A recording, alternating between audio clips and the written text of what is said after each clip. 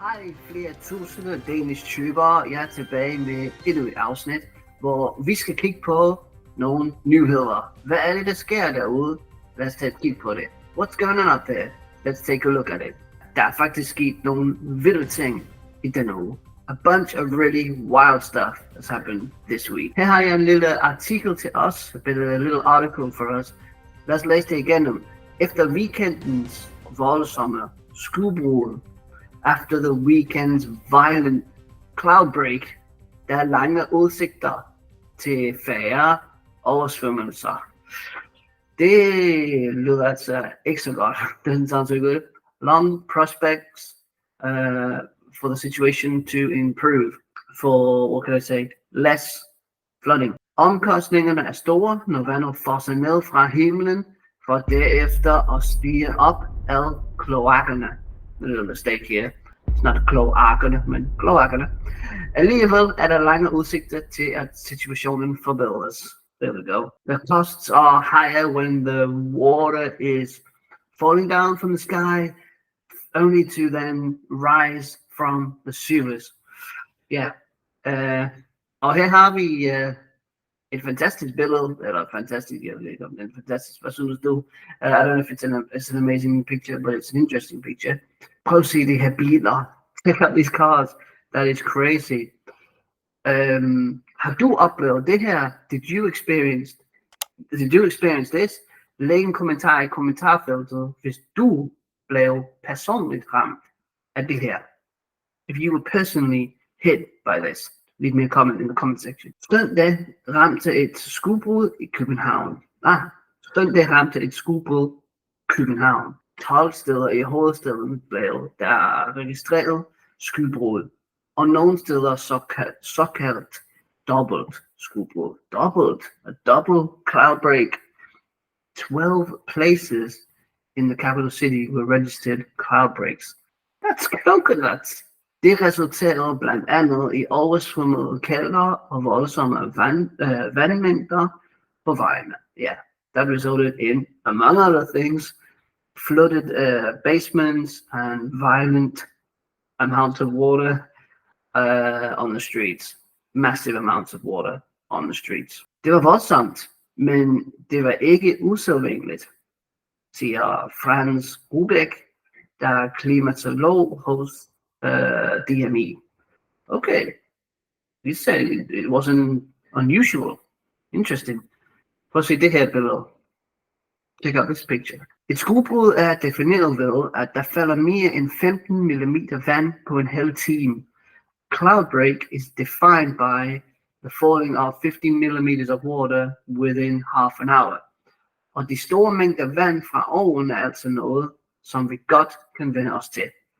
These large amounts of water from above, it's something that we need to get used to. Do we need to get used to it? Skal vi vende os til det? Eller skal vi måske ændre noget? Hvad synes du? Do we need to get used to it? Or do we actually just need to change something? Leave a comment. Skriv en kommentar. Klimaforskningen siger, at i fremtiden, i hvert fald i sommerhalvåret, der kommer der kraftige skudbrud. Men der går også længere tid imellem dem.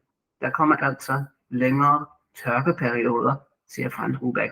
So climate research says that in the future, in any case, in the summer half of the year, there's going to be these powerful cloud breaks. But there's also going to be longer in between them. So there's going to be a drought periods. Der arbejdes på løsninger. Solutions are being worked upon. I would hope so as well.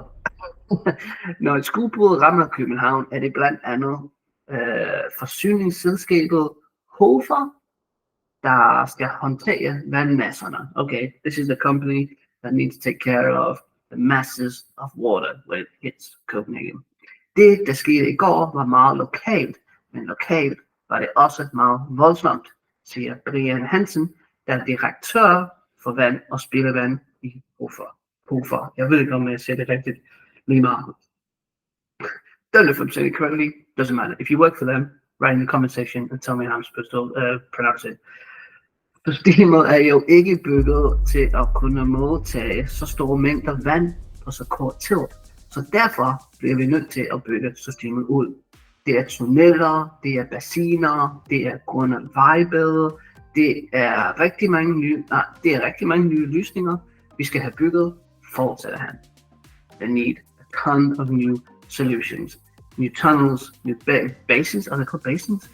Let me check there. Pools, I guess you might say.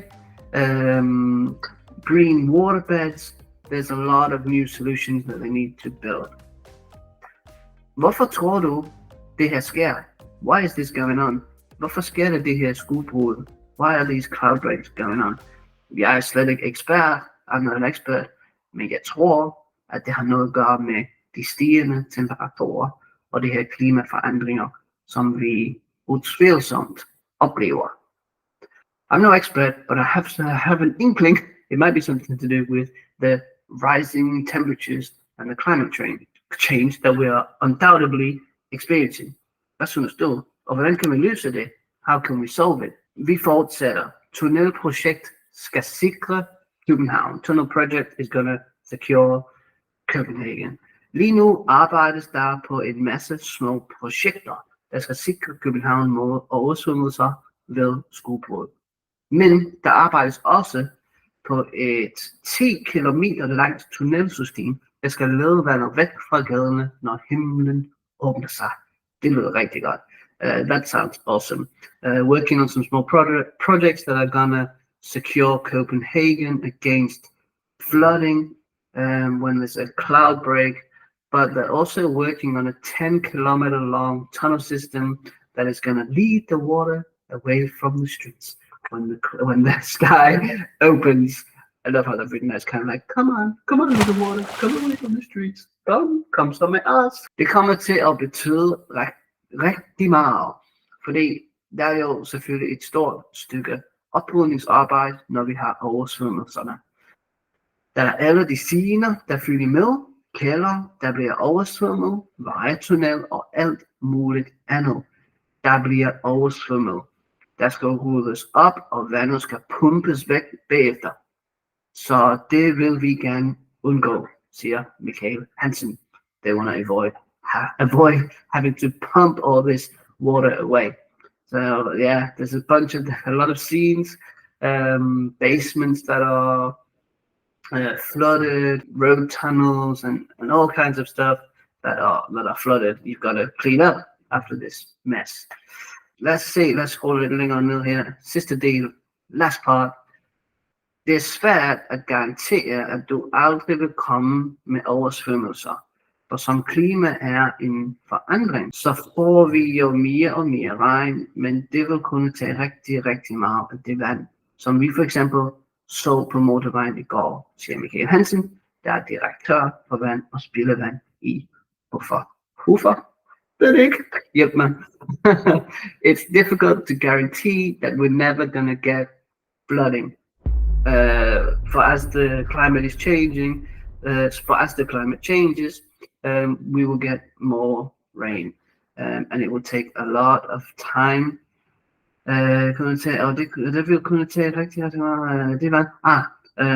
The tunnels will be able to take a lot of that water that we, for example, saw on the motorway yesterday. Så hvad synes du? Hvad er det, der sker det her? Det virker meget unormalt. Han siger, at det ikke er normalt.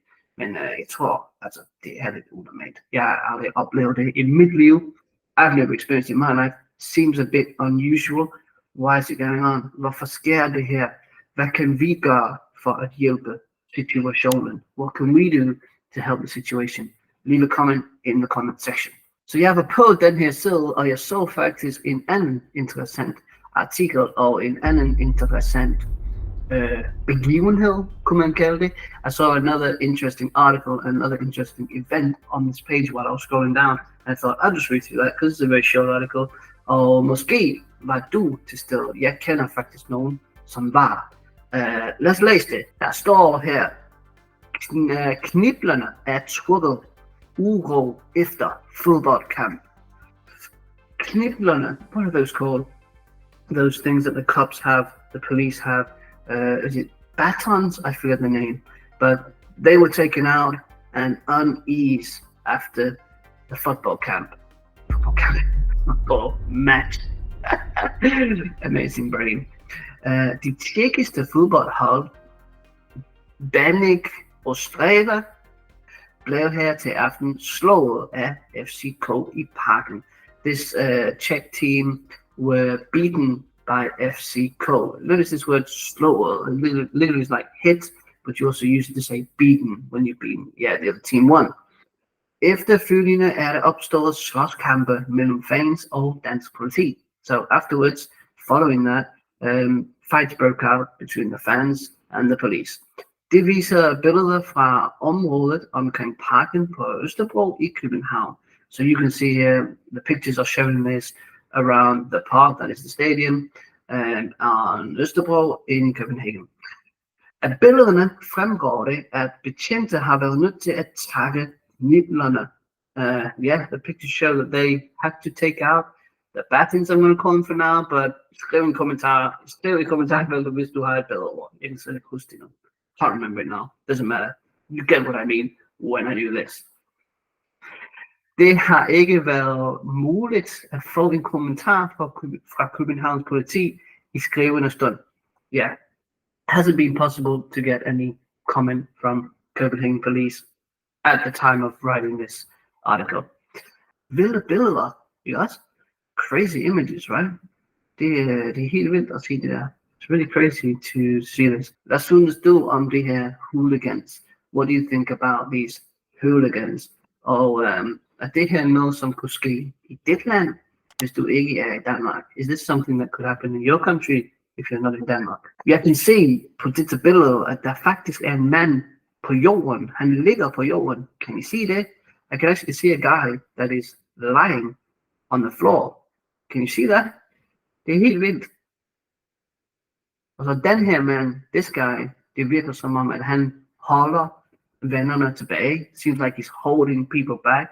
Ligesom, lad være, stop det. Jamen, som I kan se, så kigger jeg på en hjemmeside, som hedder Cosmopol.